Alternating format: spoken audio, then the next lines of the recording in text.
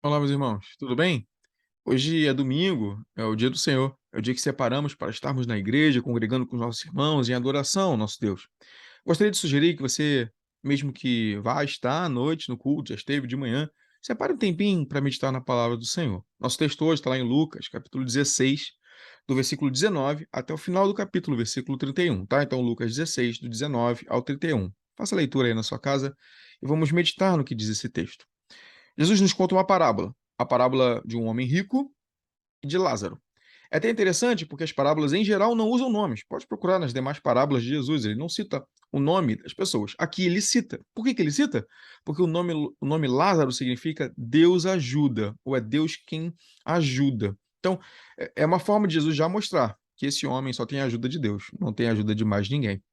O homem é muito rico, veste-se de linho, de púrpura, coisas extremamente mostram a sua grandeza, a sua riqueza, o poder que ele tinha todos os dias, estava esplêndido, e Lázaro, pelo contrário, cheio de chagas e doenças. Um mendigo colocado à porta do rico. Pode até nos fazer entender que nem forças para caminhar ele tinha, mas foi ali colocado por alguém para ver se esse homem recebia alguma misericórdia. Mas, pelo contrário, o texto nos diz que ele não recebe misericórdia nenhuma, não recebe esmola nenhuma, ele queria comer ali do que caía da mesa, né? Ou seja, ele queria comer da sobra da comida, daquilo que sobrava e que seria jogado fora.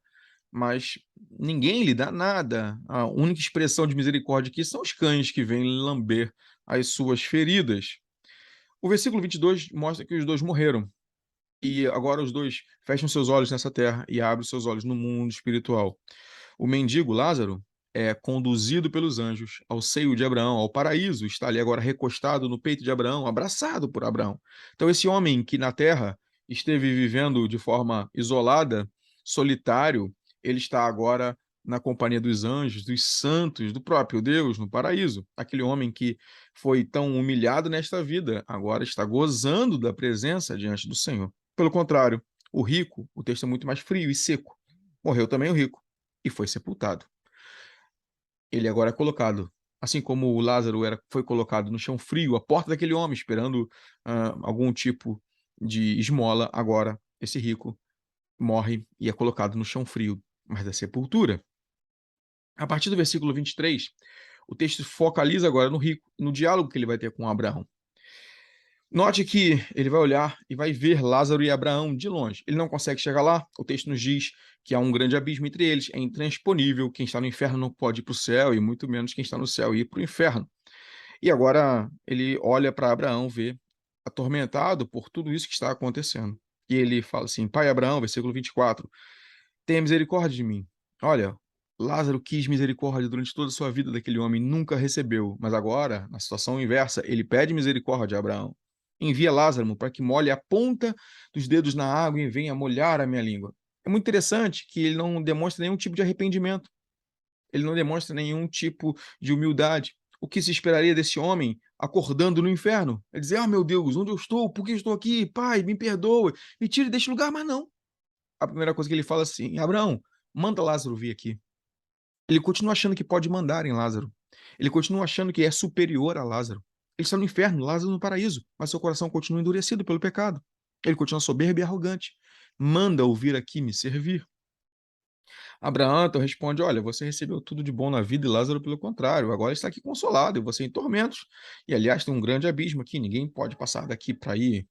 É até interessante porque a maneira como Abraão fala: quem iria querer passar do céu para o inferno? Ninguém, ninguém. Ou do inferno para o céu? Também é impossível, tá? Então ele vai dizer: Pai, mande-o então à casa de meu pai. Eu tenho 5 irmãos. Vá avisá-los, para que não venham para este mesmo lugar.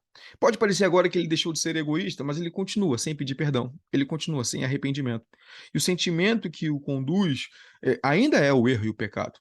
Ele não consegue reconhecer que o que é suficiente para a salvação é a proclamação da palavra. Ele está dizendo, em outras palavras: Ó, eu vim parar aqui porque nunca, pai Abraão, você mandou, ou Deus mandou alguém dos mortos para me alertar. Porque se tivesse me alertado, não estaria aqui. Mas porque nunca vocês agiram assim comigo.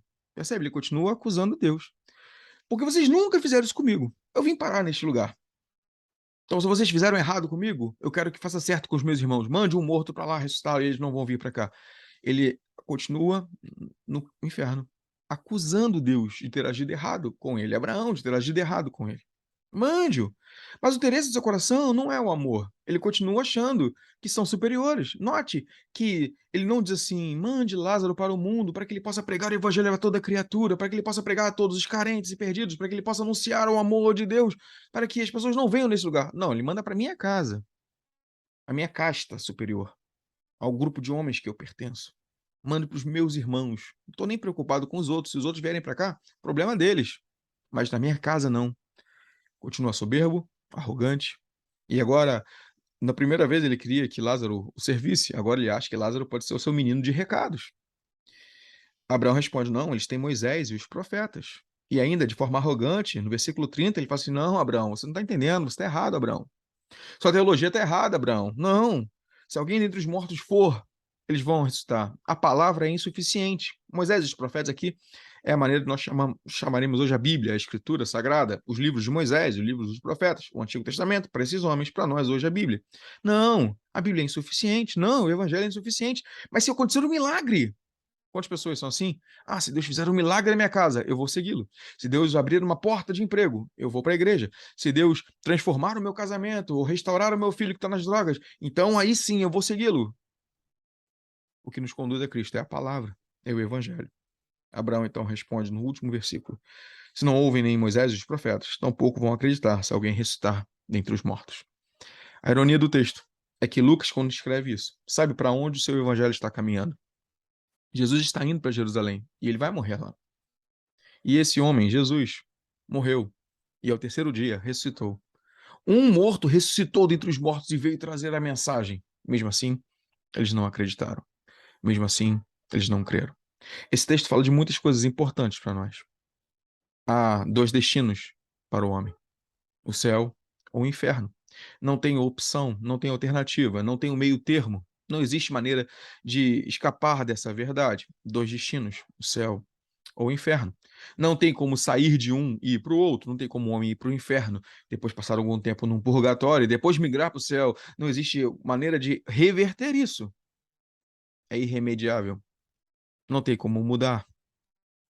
O que nos conduz à vida é ouvirmos a palavra de Deus. Moisés e os profetas, a Escritura, o Evangelho, olharmos para Cristo, nos arrependermos do nosso pecado, nos arrependermos daquilo que temos feito, transformarmos a nossa vida ou sermos transformados pelo poder de Cristo. E assim, um dia, por mais que passemos por lutas nessa terra, quando fecharmos os olhos aqui, o abriremos na glória, na companhia dos santos anjos, na companhia dos santos homens e mulheres de Deus do passado, na companhia de Deus, do seu Filho e do seu Espírito, em glória eterna. Que o Senhor nos abençoe, que nos conduza numa vida de humildade e de arrependimento, olhando para aqueles que estão ao nosso redor, não com sentimento soberbo e arrogante como o desse rico, mas com um coração humilde, e que nos lembremos que é Cristo quem nos conduz a um destino seguro e eterno. Amém.